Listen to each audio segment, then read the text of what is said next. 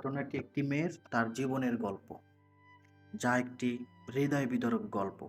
গল্পটি শুনে একটি করে কমেন্ট করে যাবে।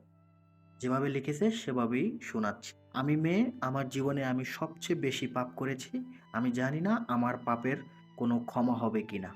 দয়া করে আমার পরিচয় গোপন রাখবেন। আমার বর্তমান বয়স ৩১ বছর।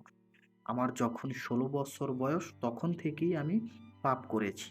আমার বাবা একজন রেলওয়ে স্টেশন মাস্টার, আমার মাও প্রাইমারি স্কুল শিক্ষিকা।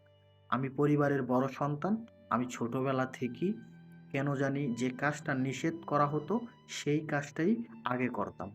আমার বাবা-মা যখন এক রুমে থাকতো তখন আমাকে নিষেধ করা হতো তাদের রুমে যেন আমি না যাই। আমি যেন রুমে না আসি, তারপরেও আমি রুমে আসতাম। আমার ছোট বোন আমার থেকে ৩ বছরের ছোট।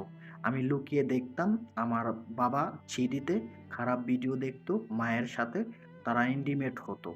বাবা-মা অফিসে গেলে আমি আমার বোনের সাথে ওই সিঁড়িগুলি দেখতাম এবং যখন আমার বয়স ১৬ পূর্ণ হলো তখন আমার ভেতরে ফিল আসতো আমি ছোট বোনকে তার হাত দিয়ে বলতাম, চকলেট লোভ দেখাইতাম, নিজে হাত দিতাম। দিনে, দিনে বড় হতে লাগলাম এবং শয়তানে পরিণত হতে লাগলাম। নিজের সাথে ছোট বোনটাকেও আমি খারাপ বানিয়ে ফেলি। আমি সর্বপ্রথম পাপে লিপ্ত হই এসএসসি পরীক্ষা শেষ করে বা চাচার বাসায় ঘুরতে গিয়ে আমার থেকে ছোট বয়সী চাচাতো ভাইয়ের সাথেও ছোট্ট ছিল।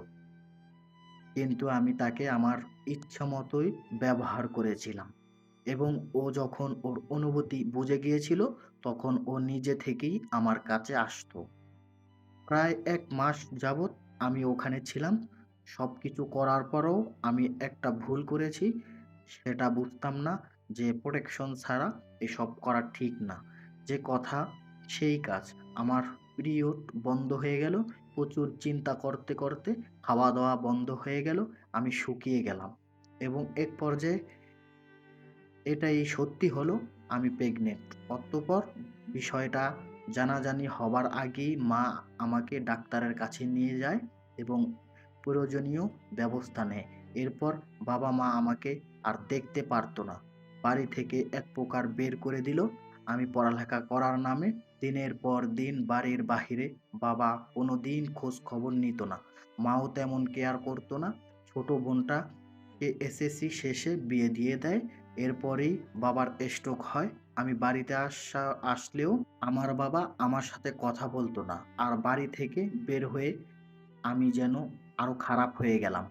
২ মাস মোটামুটি ভালো ছিলাম। এরপর ভিডিও, সিগারেট, মোবাইল আর খারাপ ভিডিও দেখে নিজের হাত ব্যবহার করে কাজ করা ছাড়া আর কোনো কিছু আমার জীবনে ছিল না।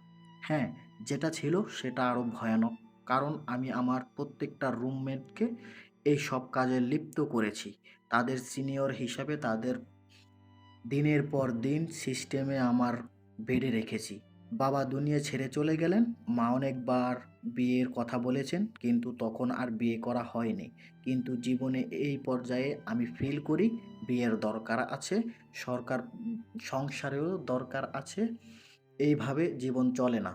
কিন্তু আমার যে অবস্থা, মুখে ব্রণ ভরা, আমার বুক একেবারেই ৪ সন্তানের মায়ের মতো ঝোলা।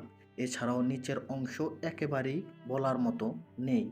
আমি চাই ভালো হয়ে যেতে। আমি চাই এই সবকিছু ঠিক করে আমার জীবনে নতুন পরিবর্তন করতে। এই সংস্কার করতে আমার স্বামী যেন আমার অতীত না ঘাঁটে। আমাকে এমন কিছু পরামর্শ দিন।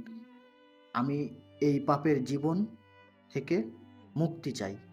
আমি এই পাপের জীবন থেকে মুক্তি চাই। দয়া করে আপনারা আমাকে গালি দিবেন না।